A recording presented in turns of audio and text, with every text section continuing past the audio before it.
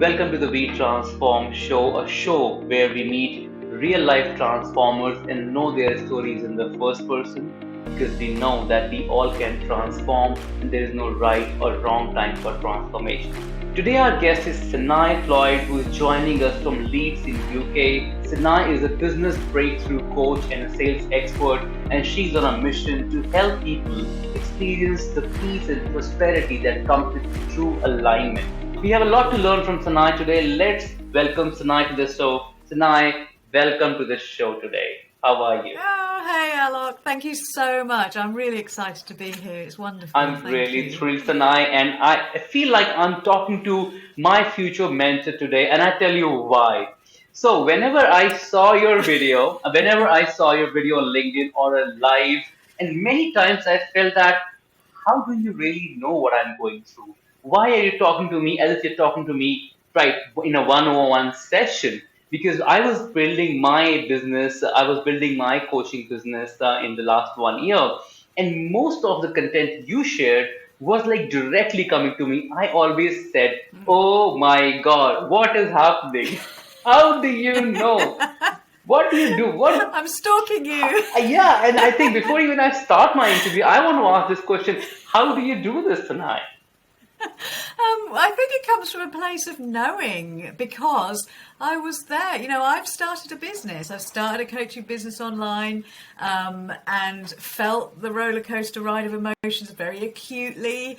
And, having been there and navigated that journey, it enables me to actually just check in with how I remember feeling and what I needed the most. And if there was somebody who could tell me this information, then it would have saved me months of agony and stress and sleepless nights and all of that kind of thing. So it really is coming from a place of experience. And you probably noticed in a lot of my videos when I say things, I'll often say, there's no judgment here. If you're getting something wrong or going down the wrong tracks, I say there's no judgment because I can only talk from my experience.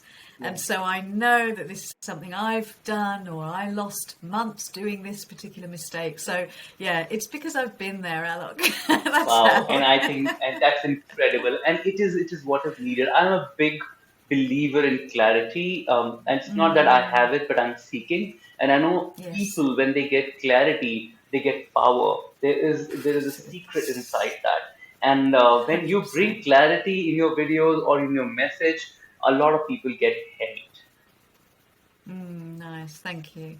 Sana, Thank you. my pleasure. Let's start this discussion and this interview. And my first question, and it's my favorite, is to know your backstory, something about where your story started from. So here it goes, where it started from. Where it started? Good, big question. So, well, I'll start with just, I was born in a city in UK called Norwich. My mum's Japanese, my dad is English. Had an older brother, so very kind of sweet suburban type of upbringing. I always wanted to be a therapist, a counsellor. So when I actually went to university, I studied sort of a humanities course that specialised in depth psychology. So I really felt that I knew that was my passion. And I graduated from university, met my husband, and around that time I also then did further study in counselling. So I knew I wanted to help people, I wanted to work with people. But during that time, we didn't have a lot of money. So I went to a local building society, which is basically like a bank, but more sort of local. And I got a job in a branch. And it was just a stopgap. I was just serving customers on the counter. And that stopgap turned into 17 years in financial services. Oh my God.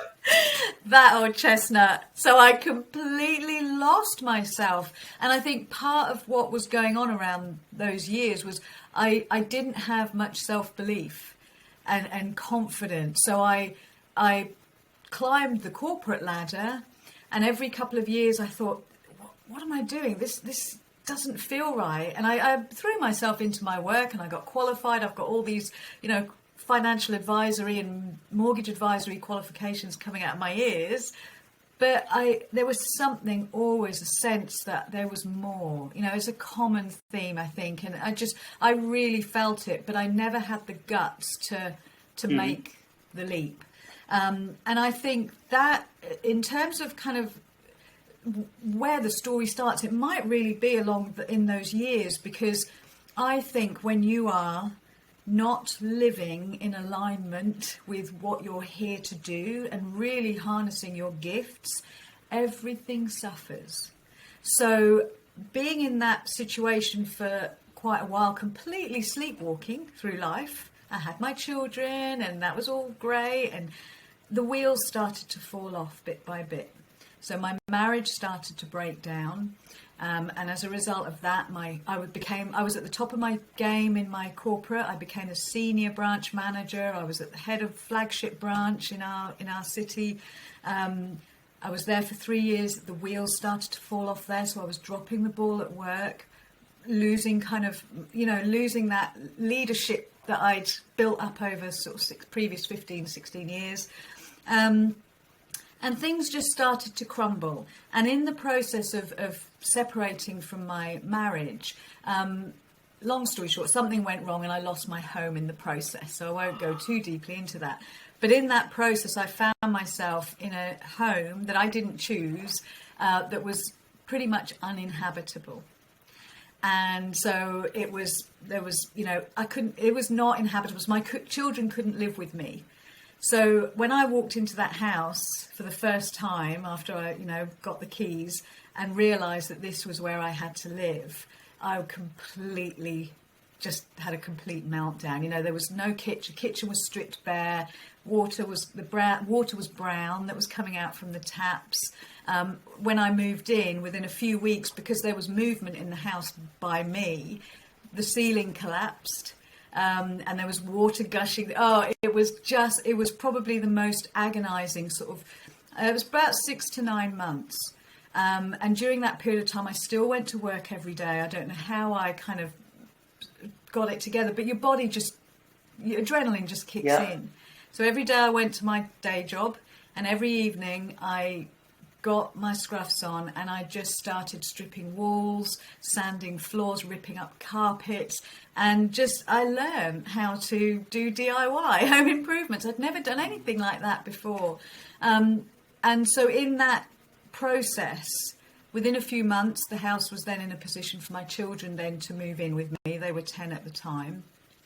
And I just realised what I'm capable of, because I'd never been in such a situation like that before. It was unimaginable to me at that point.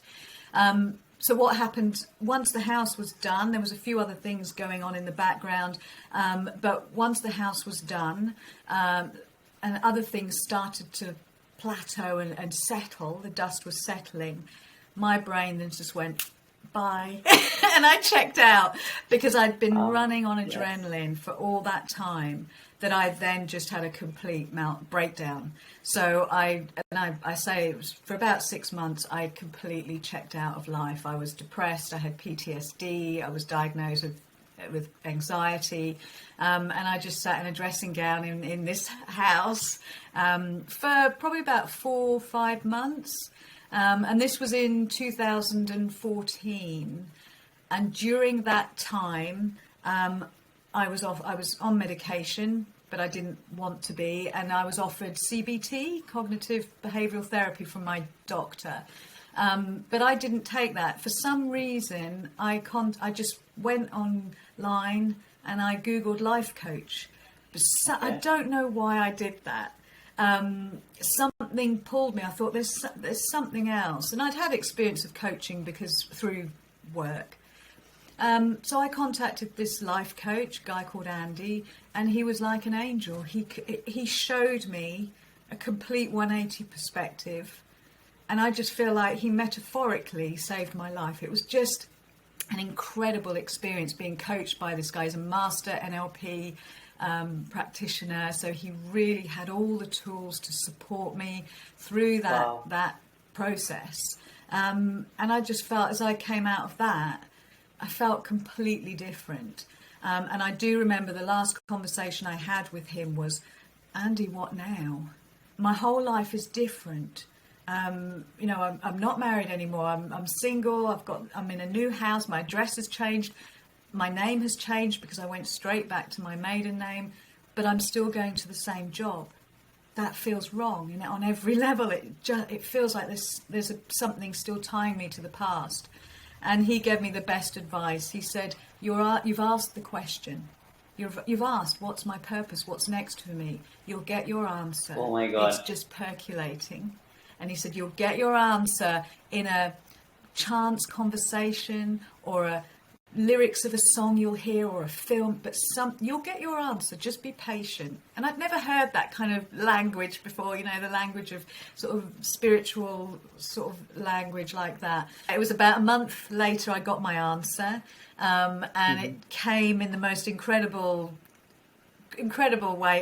It was like somebody had inserted this information into my head. And what happened was I was on holiday with my children and my mum and her husband, and every day around the hotel pool they did aqua aerobics, and we were G'd up by all the staff in the hotel to come on, get in the pool, come join us. So we kind of dragged our bodies out of the heat and into the pool to do this aqua aerobics session.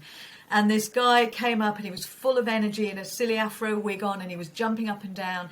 And there was a moment when I was in the pool that I kind of stepped back, and there was all these women, all different shapes and sizes and ages, and I noticed how his words were impacting how I could see how these women felt. So he said things like, reach for the stars, reach for the sun, feel the energy of the sun. And in that, these women, they all started looking like synchronized swimmers, and you could see them feeling beautiful. And it was the power of his words. And I just thought, that's what I want to do. I want to help women feel like that. And what came to me was, and I can't, you know, I ran out of the pool, I went to my room, I was journaling. This is it. I found it. I'm going to be a fitness instructor. I want to be a coach for women. I'm going to be a best aerobics instructor, and I'm going to make women feel like this using the power of words, because what he did for us in the pool was just really felt beautiful and quite transformational. And so we got back from holiday. I dove into personal training qualifications. I got my diploma in nutritional diet for health and exercise. I handed my notice in at work, and everyone was a bit like, "A personal trainer? Wow, that was unexpected." But I was absolutely convinced. So I quit, did my 3 months notice at work, woke up on the first morning of self-employment. It felt like unemployment, but the first morning of so-called self-employment. And I woke up and thought, oh my God, that's not it. Oh my God. I don't want to be a fitness coach. And I just felt this awful fear. What have I done? And I'd gone against all my loved ones who were saying, "Sanae, you're a single mum now. You have a successful career. You just picked your life back up. Are you having another, breakdown in this decision?" I was like, no, this is what I want to do. And then the thought that I'd got it wrong and that everyone was right. And I just felt so sick. So what then ensued was 9 months of just flip-flopping about from niche to niche to niche to niche, trying to figure out what is it I'm here to do. That experience in the pool could not have been wrong, but it was the vehicle of delivery of that sort of service, I guess, that was wrong. It wasn't fitness coaching. So I did a load of research. I found the coaching academy in London. So I went and spent a weekend there, signed up to their coaching courses, and realised that's it. It's coaching of, standard sort of mentoring and coaching. But I still didn't know what my niche was. And basically what I did was, when I started my new life and I quit my job and I started life as a coach, I very distinctly remember metaphorically putting the old Sanae and everything to do with that old life in a box and sealing it with duct tape, putting it in the attic and saying, I'm done with her.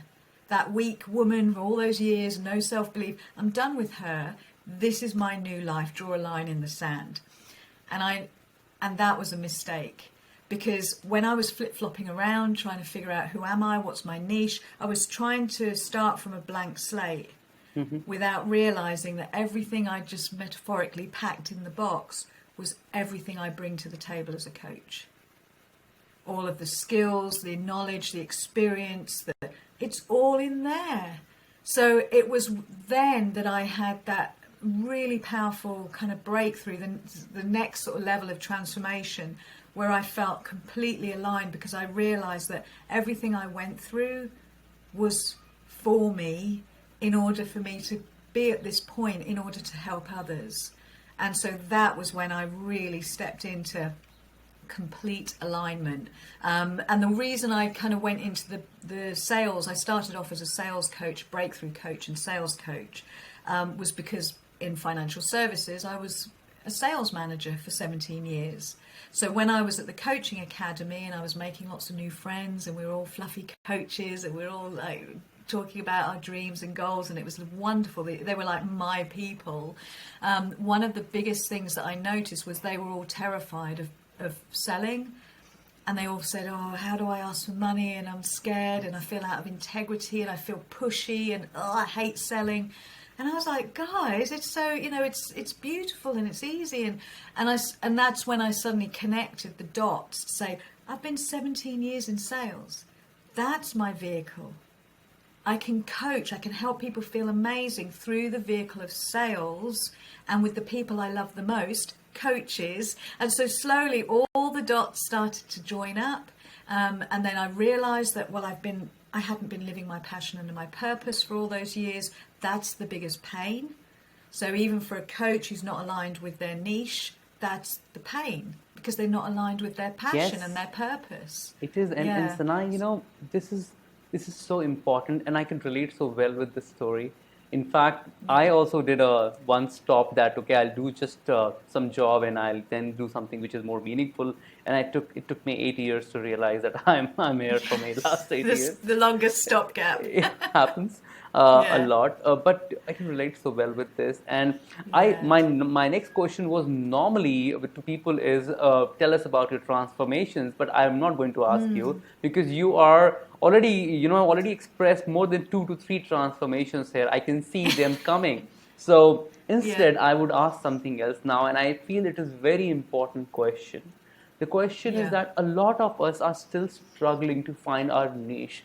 When we say niche, people they shiver out of it. Oh my God, I just don't know. All those who are starting new, and I know a bunch load of them, because I'm in those programs where I'm learning how to sell a program or create a program and all of that, and it is so difficult. I don't know why it just never fits in that, hey, who should I call that person, or who's my avatar I'm going to sell.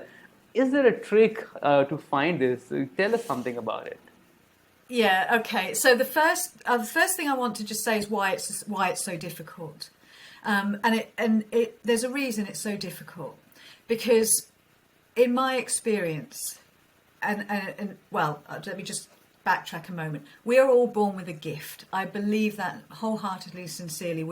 Everyone is born with a unique gift, some purpose, that when they're expressing fully and freely and using their authentic voice, they thrive. No question about it, they thrive.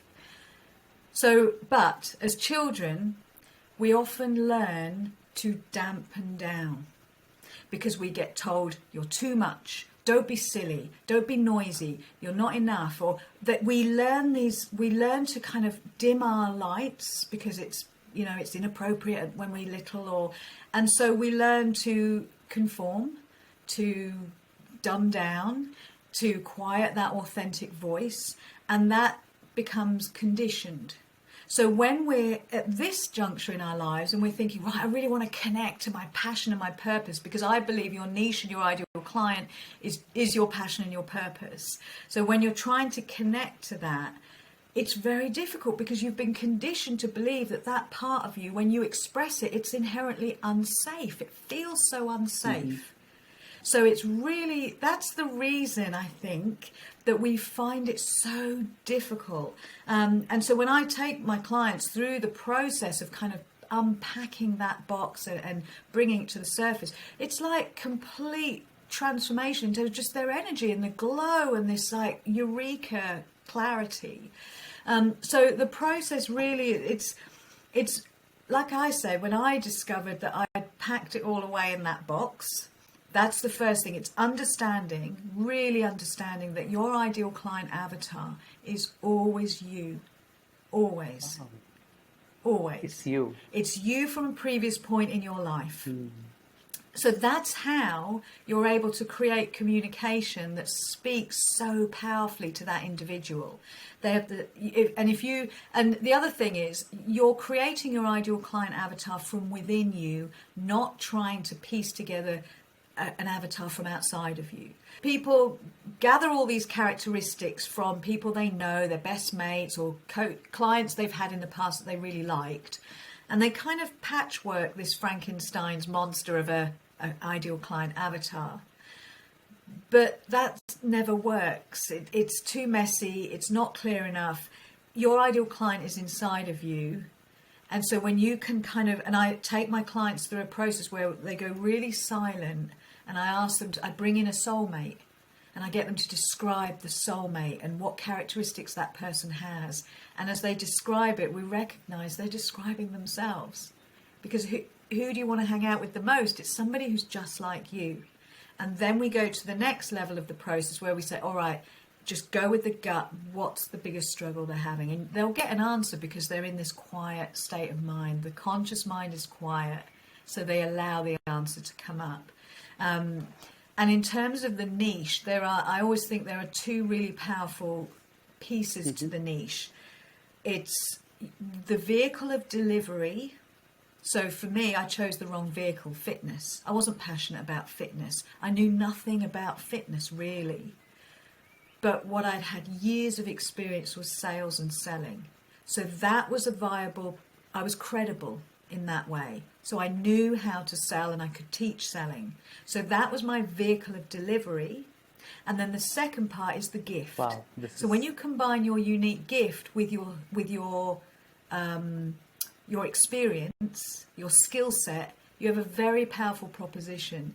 That's how you become credible.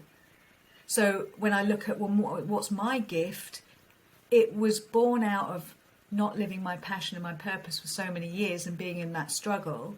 So in that time, I think your struggle always reveals what your gift is.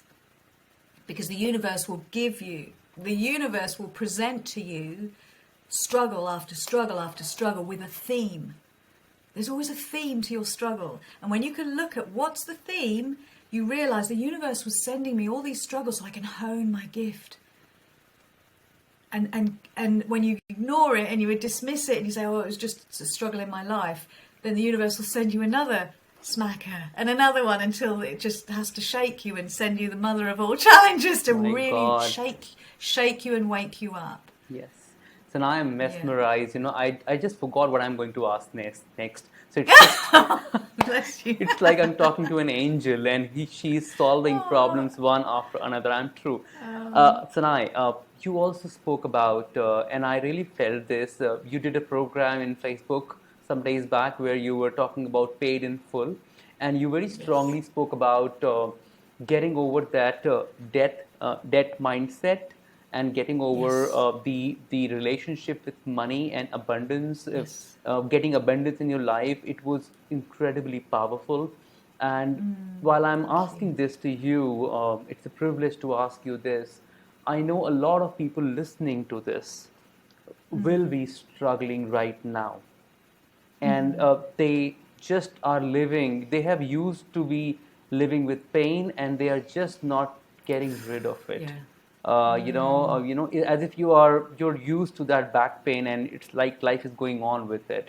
It's okay and it's fine, but you're not released.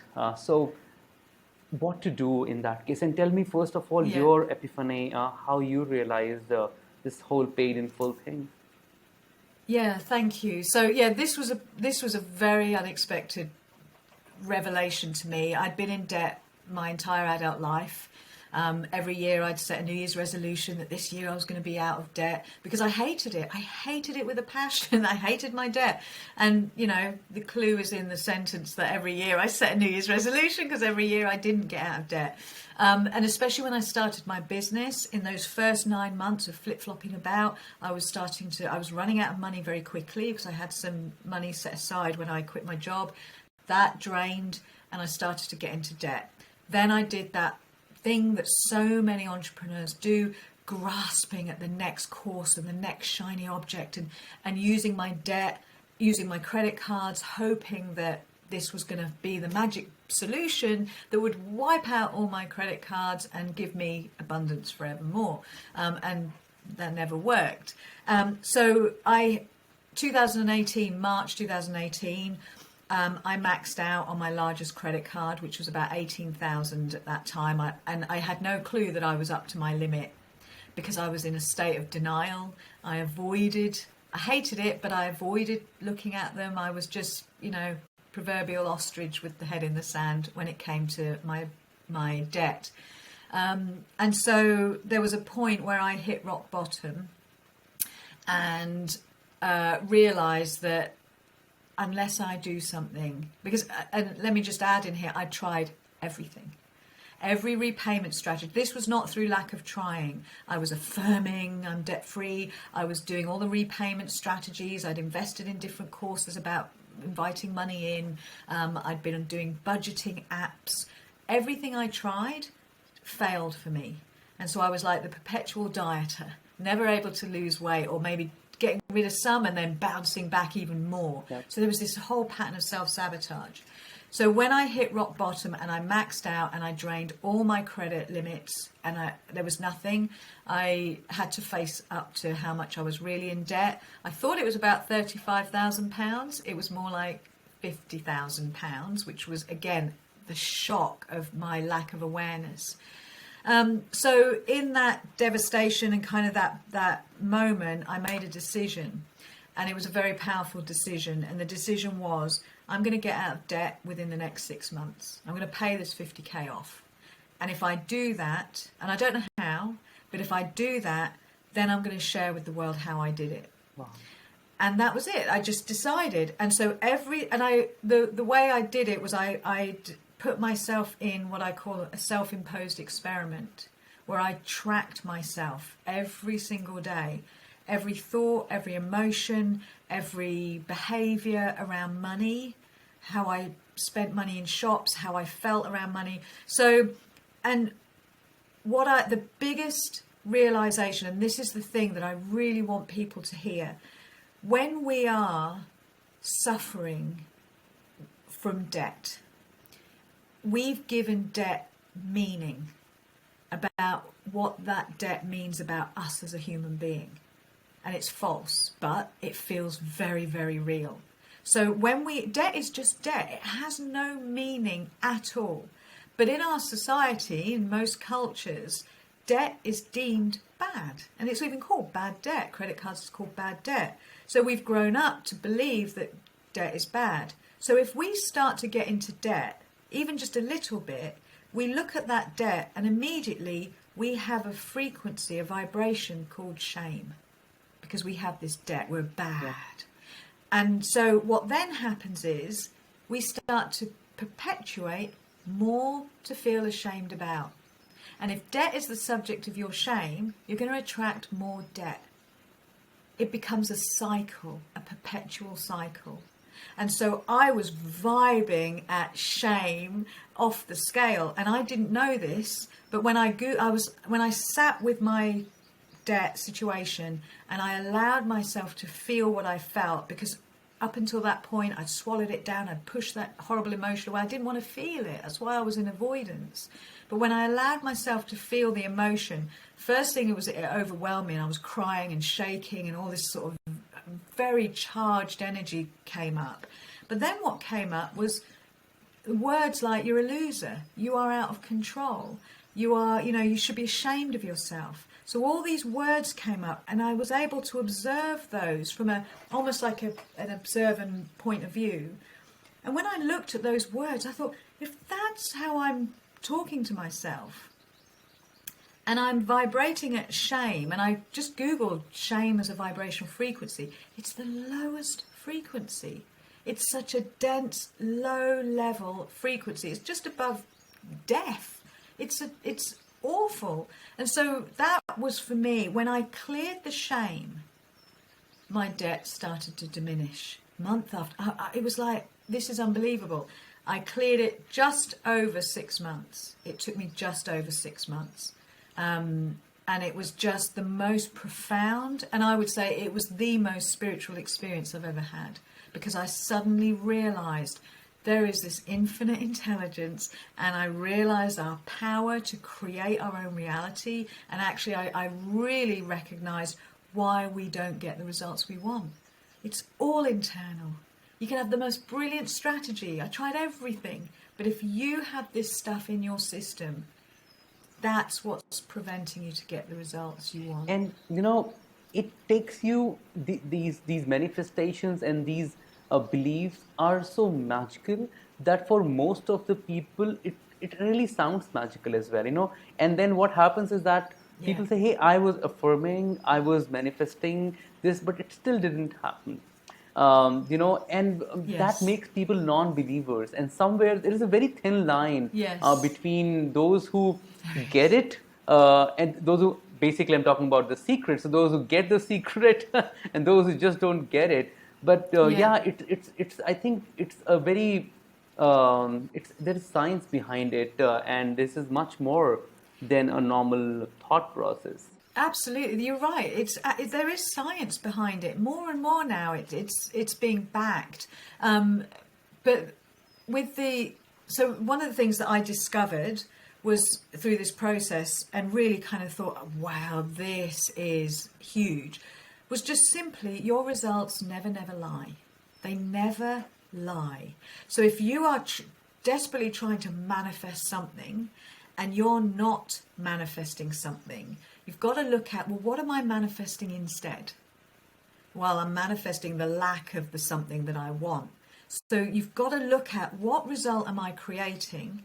And then dial back to yourself and, all right, if this is the result I'm creating, what is that result a match to on an essence basis?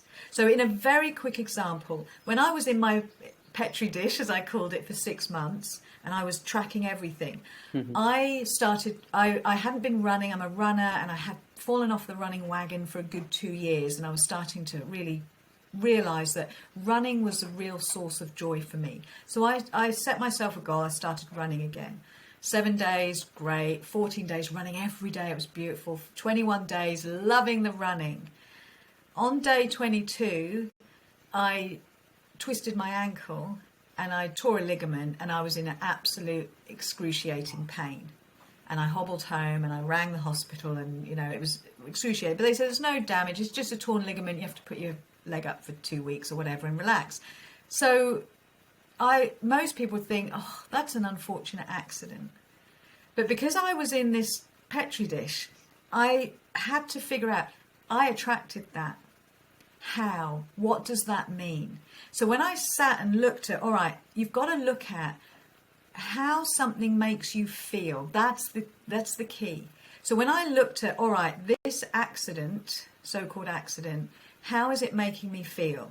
All right, when I analysed it, it was like, okay, it's making me feel like, damn, I can't stick at my running routine. I was really, really on track. And I feel frustrated because I'm in pain and I'm going slowly. And I'm not able to keep with my schedule. My schedule's gone to pot. So as I started to see all these sentences coming together, that was the essence of what I was thinking. So the accident was a pure match to my belief that I never stick at anything. Because how could I stick at something and stop running? So then when I looked around me at my other results, wow, I realised I'm crap at sticking to schedules. I've got books half finished, never completed in my bookshelf. I've got courses started, never finished. I never stick at anything was a belief that I had under the surface that was creating all these results. And I just didn't recognise it. I beat myself up a lot, but I never recognised, if that's my belief, now I know, simple, change it. I complete everything that I'm passionate about. And that became my new belief. And I just chose to focus on that instead. And that helped with consistency. It was also important for income, because if you start to affirm I'm consistent in everything, you stop self-sabotaging your income, because I was getting feast and famine as well in my income. So it's amazing how it kind of filters and perpetuates in so many areas of your life. Yes. What is that thing which we are telling ourselves? And a lot of, now I was just, while I was listening to you, I was thinking that, hey, even I have this. I have a lot of books. I feel the little amount of books I have are enough to transform my life and take it to the next level, because I'm not finishing them, and I'm keeping them in the shelf is my biggest setback of life. Likewise, we tell things outside. I don't get up early in the morning. I don't run. I hate exercise. So many of them. In fact, I kept telling myself I hate exercise for a long, long time. I never did it. It was I have been into places where you need to run. I was in NCC. That's the National Cadet Corps. It's like a school thing. Is in the school you go for these drills, and they used to have a morning run. Every time I had an excuse for some kind that I don't need to run. I don't have to. So yes, so many of them, very little. Just change the story. Simple, change the story. It's whatever you want, then create a story that matches it. Yes. And I think that's liberating. It's so powerful. It is. It's liberating. It's very powerful. You have a choice. Yeah. Right. Always. Fantastic. So Sanae, this is amazing. We spoke about coaching, we spoke about transformation, we spoke about niche clarity, and of course getting out of debt, which can be really valuable for many people.